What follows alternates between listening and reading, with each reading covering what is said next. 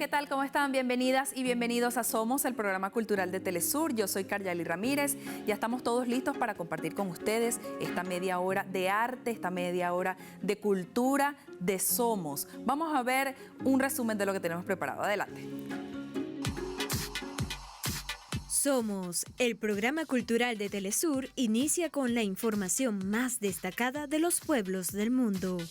En Venezuela, se realizó el evento Cantata por Gloria Martín, un homenaje a la vida y el legado de la destacada cantautora recientemente fallecida. Y en Ghana, a propósito de celebrarse el Día Mundial de la Tierra, enormes vallas publicitarias fueron colocadas con ropa desechadas por Estados Unidos y Europa a modo de denuncia por el uso de África como vertedero textil. Además, en América Latina, se desarrollan actividades culturales para romper el aislamiento y el bloqueo contra Cuba. Todo esto y mucho más, hoy en Somos. Todo esto y mucho más hoy en Somos. Quiero recordarles las redes sociales del programa, @SomosTelesur, tanto en Instagram como en X. Y nuestra cuenta en YouTube es @SomosTelesur1931. Nos pueden escribir, con mucho gusto les vamos a responder. Nos vamos a pausa, ya volvemos.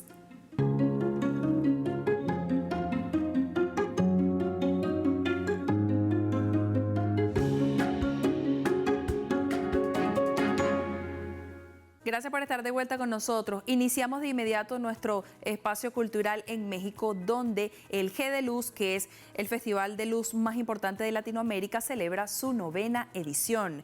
Este 23 de abril, el público mexicano va a ser testigo de cómo Guadalajara se transforma por completo en una galería artística con 50 instalaciones lumínicas y experiencias interactivas divididas en 5 zonas, que son la música, la fiesta, los agaves, los juguetes y las artes, que van a crear un recorrido de más de 2 kilómetros para resaltar la arquitectura y la identidad cultural de la ciudad. La exposición va a permanecer disponible hasta el próximo 26 de abril.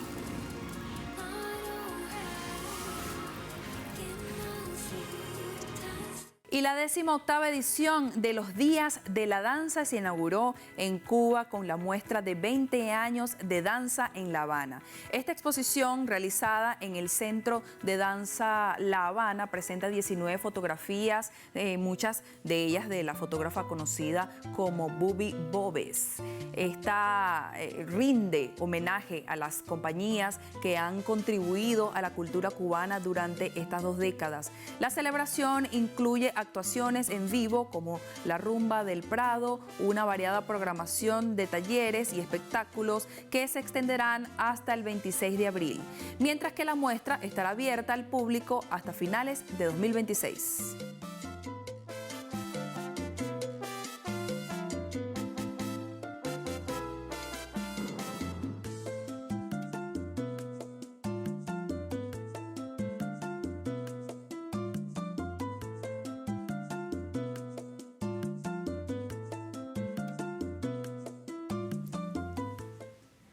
Ahora nos vamos hasta Nicaragua porque proyectaron la película La Batalla por Sebastopol como parte del Festival de Cine de Guerra.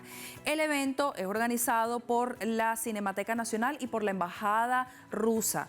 Contó con la presencia del director del filme, autoridades y diplomáticos de ambas naciones. La película, estrenada en el año 2015, narra la vida de Lyudmila Pavlichenko, que es una francotiradora soviética que abatió a más de 300 enemigos durante la Segunda Guerra Mundial. Entonces, este trabajo destaca su lucha y su trauma, y el trauma de todas las personas que vivieron esta guerra. En el festival, que celebra el Día de la Victoria y también el aniversario de la Gran Guerra Patria, el embajador ruso en Managua, Mikhail Ledyeniev, enfatizó la relevancia histórica del filme en el contexto actual de conflictos globales.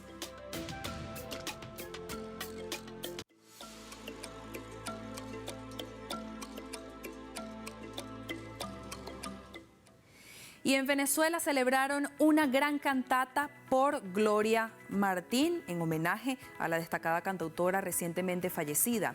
Este evento tuvo lugar en el Complejo Cultural Teatro Teresa Carreño para conmemorar a la cantante reconocida por su contribución a la canción necesaria. El encuentro es organizado por el Ministerio para la Cultura, por la Alcaldía de Caracas y bueno, contó con la participación de la Orquesta Sinfónica Municipal, así como de cantores y de agrupaciones nacionales, quienes rindieron tributo a la vida y al legado de Martín. Esto resaltó su compromiso social y su influencia en el movimiento de la nueva canción en Venezuela.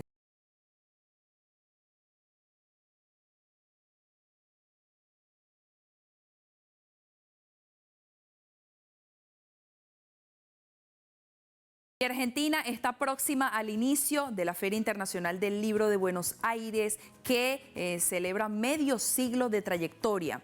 La 50ª edición del evento presentará una agenda que consolida su objetivo de promover el acceso a la lectura, de fortalecer la industria editorial y también de generar un espacio de diálogo literario internacional. Va a tener a Perú como país invitado de honor. Esta jornada va a contar con charlas de autores destacados peruanos y una muestra de su rica tradición literaria. Además, la programación contará con presentaciones de provincias como Santa Cruz, que incluirán despliegues artísticos y culturales para resaltar esta identidad argentina.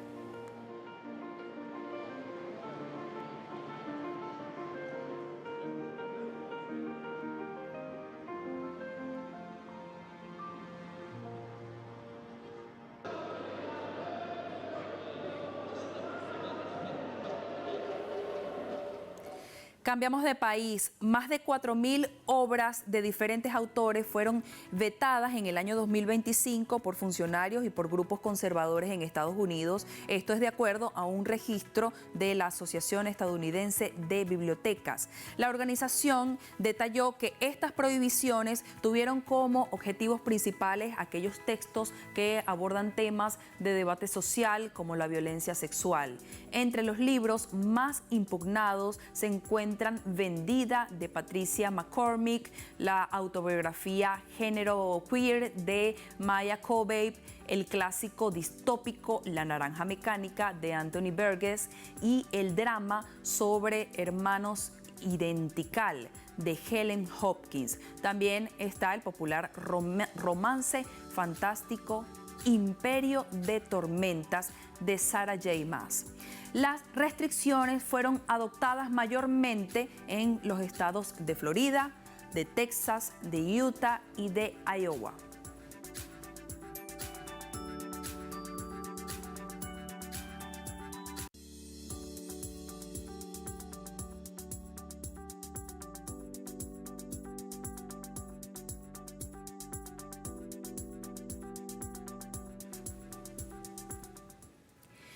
Y más de 1.100 artistas y trabajadores de la industria musical firmaron un manifiesto en donde impulsan un boicot contra el Festival de Eurovisión 2026 por la participación de Israel. A menos de un mes del certamen, la controversia por esta situación ha pasado de ser una simple protesta artística a convertirse en una denuncia diplomática y ética. Las personalidades cuestionan la neutralidad de los organizadores al permitir la representación de un Estado genocida y señalan que dicha acción se vuelve un acto de complicidad. Entre los firmantes se encuentran nombres de gran talla como el compositor británico Brian Eno, la banda inglesa Massive Attack, la cantante española Blanca Paloma y las ganadoras de emisiones pasadas como la danesa Emily de Forest y la irlandesa Charlie McMittigan.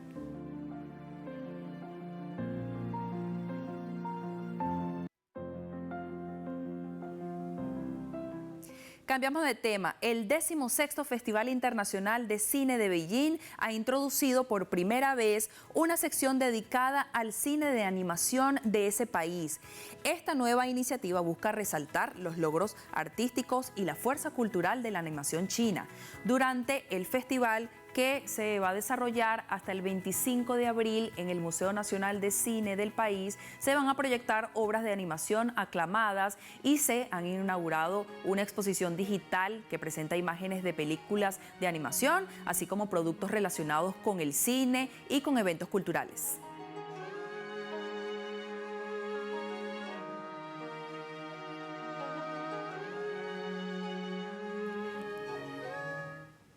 Es momento de una nueva pausa. Al regreso vamos a conocer más del acontecer cultural de los pueblos del mundo. Ya volvemos, no se aparten.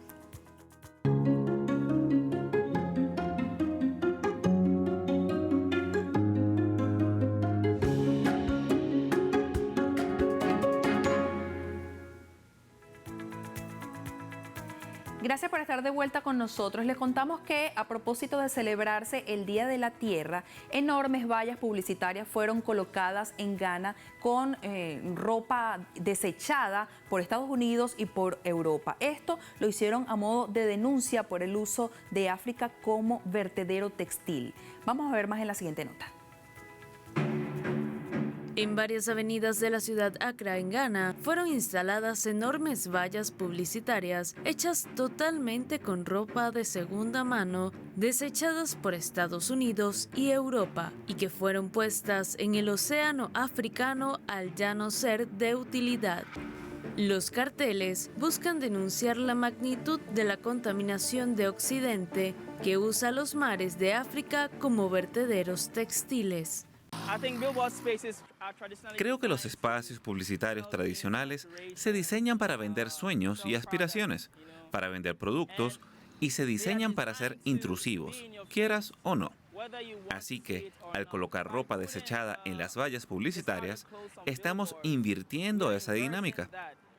Al poner la basura ahí, creo que deja de ser un sueño o algo alejado de la sociedad. Ahora está muy, muy cerca de ti y sientes su peso. El artista de iniciativa, Emmanuel, señala que estas instalaciones buscan de manifiesto una crisis que generalmente no se le da importancia, pese a no ser un secreto. También alerta que muchas playas ghanesas, incluyendo Jamestown Beach, una zona pesquera histórica, se encuentran inundadas de ropa usada y residuos de textiles desde el mar hasta la arena. En el recorrido que hacen los textiles para llegar al ecosistema marino, te das cuenta de que, aunque el gobierno cuenta con sistemas y estructuras para gestionar este tipo de residuos,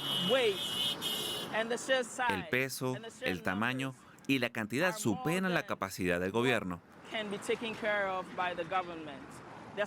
Todas esas playas están totalmente cubiertas de ropa usada, donde no se ve nada de arena. En un esfuerzo por transformar esta realidad y contrarrestar la contaminación, artistas y comerciantes buscan emplear opciones que permitan la reutilización de las prendas. Actualmente colaboramos con una empresa. Vienen, recogen la ropa usada y la reciclan para convertirla en productos terminados, como bolsos, zapatos, pantalones y vestidos. A veces también trabajamos con diferentes artistas. Vienen, recogen las prendas que consideramos desechadas y las transforman en obras de arte.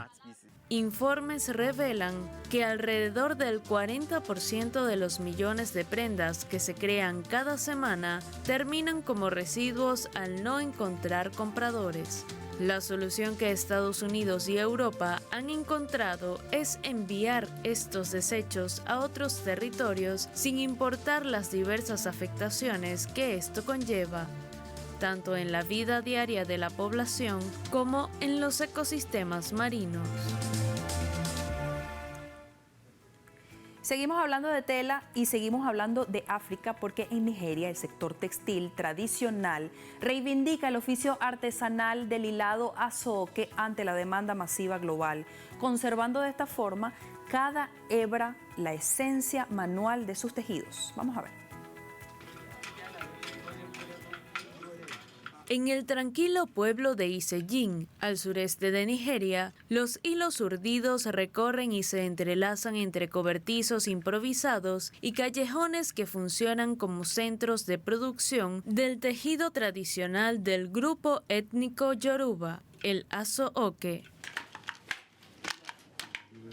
Los tejedores crean esta tela gruesa colorida al compás del sonido del choque de las piezas del telar. Con una velocidad y detalle que no envía a procesos mecanizados, los tejedores se mantienen fiel a la tradición, pese al aumento de la demanda global impulsada por referentes de la moda y música del país. Este fuerte arraigo identitario y resistencia a favor de lo artesanal han limitado los intentos de industrializar al Aso-Oke, enfatizando que su fabricación manual es lo que provee a la tela de autenticidad. Si usas una máquina para tejer Aso-Oke, no saldrá tan bien como si estuviera tejido a mano. La gente lo ha probado antes y no funcionó. Dios lo ha hecho para ser tejido a mano. Esa característica del tejido que parece no poder ser replicada envuelve a la tela en un misticismo que corresponde a su historial de uso de vestimentas ceremoniales. Un relato tangible que se transformó en un símbolo identitario que se porta en la vida cotidiana y adquiere notoriedad en la moda contemporánea global, impulsando el desarrollo de la industria creativa y generando fuentes de empleo. Como a la gente le encanta el Aso-Oke y lo utiliza para diferentes ceremonias, la demanda aumenta y esto conduce a la creación de empleos para la comunidad. Por ejemplo, la gente que merodeaba por las calles. Muchos de ellos recibieron trabajo. Les enseñamos a tejer la tela. Cada pieza es resultado de paciencia de manos conocedoras que se desplazan con habilidad entre hilos, una sincronía entre pies y manos que conduce el sube y baja propios del hilado. Una técnica perfeccionada por generaciones, un testimonio del legado yoruba y sus propios valores culturales. Mientras no haya caso de apropiación indebida, queremos definitivamente que la gente sepa de dónde venimos. Queremos que la gente lleve la ropa que llevaban nuestros antepasados. Queremos que nuestros antepasados estén realmente orgullosos de que hayamos impulsado lo que han hecho al espacio global. En el Aso-Oke, el tejido no es neutro. Cada fibra cuenta una historia que hoy es apreciada internacionalmente por su belleza, un hecho que recuerda que la apreciación de un pueblo por sus raíces es fuente de inspiración. Nos vamos a una nueva pausa en Somos. Al regreso vamos a seguir explorando más de la diversidad cultural de los pueblos del mundo. Ya volvemos.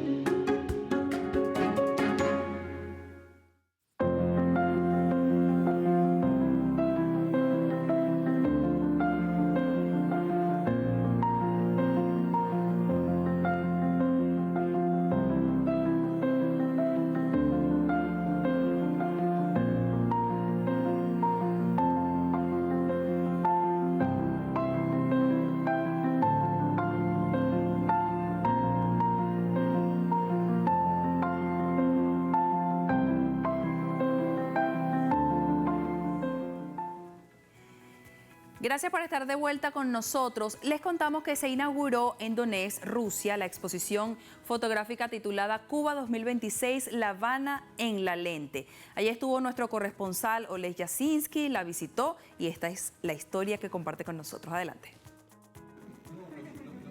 La exposición Cuba 2026, La Habana en la lente, inaugurada el 17 de abril en Donetsk, conmemora los 65 años de la victoria cubana en Playa Girón, la primera gran derrota del imperialismo estadounidense en América. Sus autores, Stanislav Ritinsky y Nata Patiomkina, retratan a Cuba como ejemplo de resistencia.